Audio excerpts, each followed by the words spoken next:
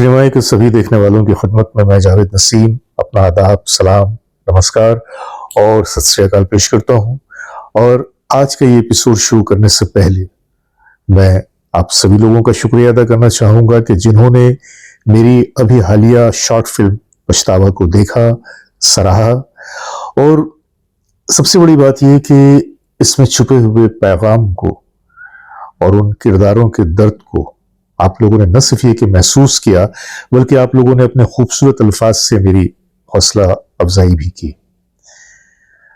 आज अब जबकि ये पछतावा का खुमार खत्म हो चुका है, तो एक बार फिर से मैं अपने ट्रैक पे आ गया हूं और हमेशा की तरह रफ़ी साहब से जुड़ी हुई एक कहानी आप लोगों के सामने लेकर आया हूं। लेकिन आज की कहानी में रफ़ी साहब के साथ एक और शख्सियत शामिल हैं और ये है संगीतकार चित्रगुप्त।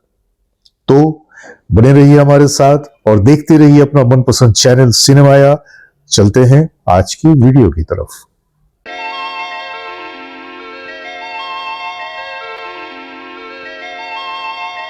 दोस्तों, हमारी फिल्म इंडस्ट्री में संगीतकार तो सैकड़ों की तादाद में हुए और उनमें दर्जनों ऐसे हैं कि जिन्होंने एक बहुत ही आला मकाम हासिल किया, और कुछ तो ऐसे हैं कि जिन्होंने अपना नाम संगीत की दीवार पे कुछ ऐसे लिख दिया कि उसे मिटाना नामुमकिन है।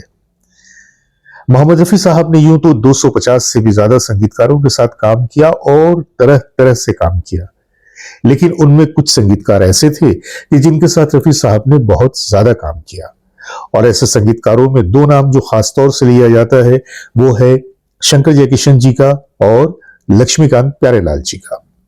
लेकिन साथ ही साथ एक तीसरे भी म्यूजिक डायरेक्टर थे कि जिनके साथ रफी साहब ने बहुत काम किया। ये थे चित्रगुप्त जी। जी हाँ, चित्रगुप्त जी एक ऐसे संगीतकार थे, बल्कि यूं कह लीजिए कि एक अंडररेटेड मौसीकार थे कि जिन्हें इंडस्ट्री में वो मकाम नहीं मिला जिसके वाकईतन वो हकदार थे। अगर देखा जाए तो चित्रगुप्त जी के संगीत का जो स्तर था वो बहुत ही आला, बहुत ही बुलंद था और उनकी बुनाई हुई कंपोजिशंस बड़े से बड़े मौसीकारों की धुनों से कुछ कम नहीं होती थी। आज थोड़ा सा हम उनकी ही बातें करेंगे, उनके ही गीतों को याद करेंगे, खासतौर से वो गीत जो उन्होंने रफी साहब के साथ बनाए। यहां मैं आपको एक बात बताता चलूं कि रफी साहब के साथ उन्होंने तकरीबन 261 गीत को कंपोज किया था, जिनमें 121 गीत सोलो थे और 140 गीत ये डुएट्स थे मुख्तलिफ फीमेल्स एंड दूसरे सिंगरों के साथ। चित्रगुप्त जी ने अपनी शुरुआत तो की थी 1950 में, और जब उन्होंने शुरुआत की थी तो छोटे बजट की फिल्में, बी ग्रेड और सी ग्रेड की फिल्में उन्हें मिली, कुछ धार्मिक अंदाज की, कुछ स्टंट टाइप की फिल्में। और इन फिल्मों में उन्हें कभी भी वो मकाम नहीं हासिल हो सका कि जो वो चाहते थे या जिसके लिए उन्होंने अपना कैरियर दांव पे लगाकर इंडस्ट्री का रुख किया था। चित्रगुप्त जी का ताल्लुक बिहार से था और इकोनॉमिक्स में वो एमए थे। लेकिन वो जो कहते हैं ना कि अंदर में कहीं ना कहीं वो एक संगीत जो बैठा हुआ था, बसा हुआ था, जो उन्हें उकसाता रहता था कि ये तुम्हारी मंजिल नहीं या ये तुम्हारा मैदान नहीं, तुम्हें तो बॉलीवुड पुकार रहा है। और आखिर वो वक्त आया 1957 का कि जब फिल्म भाभी उन्हें मिली, और भाभी में जब रफी साहब का उनका इस गीत में साथ हुआ, चल उड़ जा रे पंछी कि अब ये देश हुआ बेगाना, तो इस एक गीत ने मानो चित्रगुप्त जी को फिल्म इंडस्ट्री में पूरी तरह से स्थापित कर दिया। चल उड़ जा रे पंछी के अब ये देश हुआ। लोगों ने नोटिस कर लिया कि ये जो संगीतकार है ये भी बहुत ही काबिल है। उसके बाद उन्होंने काफी काम किया। आज मुझे गीत याद आ रहा है, चित्रगुप्त जी का ही स्वरबद्ध किया हुआ है। फिल्म का नाम था ऊंचे लोग और ये फिल्म 1965 में आई थी। फिल्म के हीरो थे फिरोज खान। इसमें एक गीत था जिसके बोल थे, जाग दिले दीवाना रोताई वसले यार की। इस गीत को चित्रगुप्त जी ने ही स्वरबद्ध किया था। और मजे की बात यह कि जिस दिन इस गीत की रिकॉर्डिंग होने वाली थी, जब रफी साहब स्टूडियो पहुंचे तो चित्रगुप्त जी ने महसूस किया कि रफी साहब के ऊपर थोड़ा सा नजले का असर है। तो उन्होंने कहा कि रफी भाई, अगर आप कहें तो रिकॉर्डिंग आज की मनसूख कर देते हैं, किसी और दिन रिकॉर्डिंग कर लेंगे। रफी साहब ने कहा कि अरे भाई, नजले का तो असर है लेकिन साजिंदे सारे आ चुके हैं, और ऐसे में यूं करते हैं कि एक कोशिश कर लेते हैं। और फिर उसके बाद इस गीत की रिकॉर्डिंग हुई।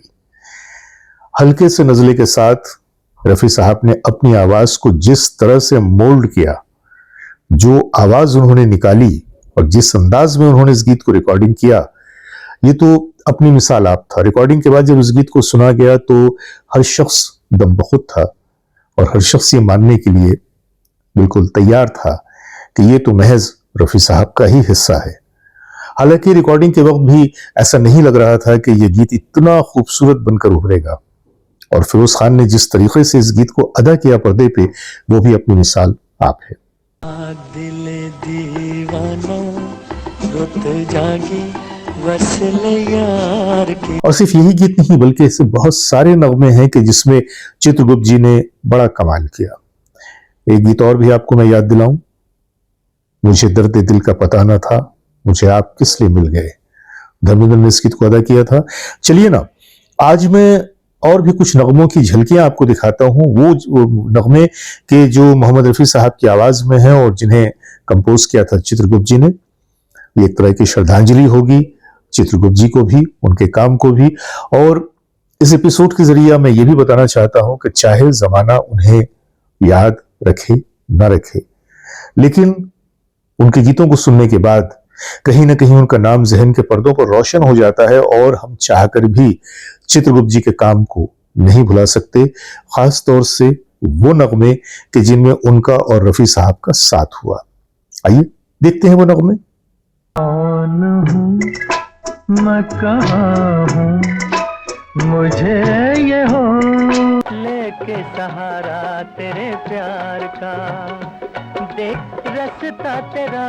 खुश रहो अहले चमन, हम तो चमन छोड़ चले, इस दुनिया से नफरत और खुद गर्जी मिट जाए। दर जब पिला दो के न कुछ याद, कहीं से मौत को लाओ के गम की रात कटे। तड़पाओगे तड़पा लो, हम तड़प तड़प कर भी तुम्हारे।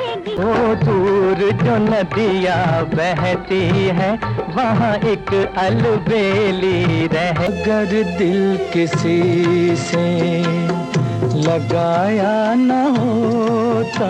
बहुत हंसी है तुम्हारी आँखें, कहो तो मैं इनसे। चांद जाने कहाँ खो गया, तुमको चेहरे से पर्दा जला के गया, ये कौन मेरी कभी न फेर नजर जिंदगी सवार।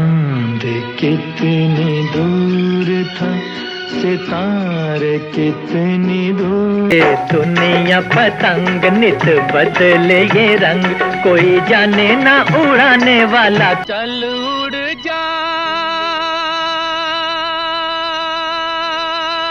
रे, मुझे दर्द दिल का पता न था, मुझे आपकी। तो दोस्तों, उम्मीद करता हूं कि आज की ये छोटी सी कहानी, जो कि बहुत ही खूबसूरत गीतों से सजी हुई है, गीत तो पूरे सुनवा नहीं सकता, लेकिन उनकी झलकियों के जरिए मैंने आपकी यादों के दरवाजे को थोड़ा सा खटखटाया है, एक दस्तक दी है कि आप इन गानों को अगर पूरे का पूरा सुनना चाहें तो YouTube पर जाएं और इन खूबसूरत गानों को एक के बाद एक आप जरूर सुनें। तो आज के लिए इतना ही। अपने दोस्त जावेद नसीम को इजाजत दीजिए, बहुत सारी मोहब्बतों के साथ। आदाब, नमस्कार।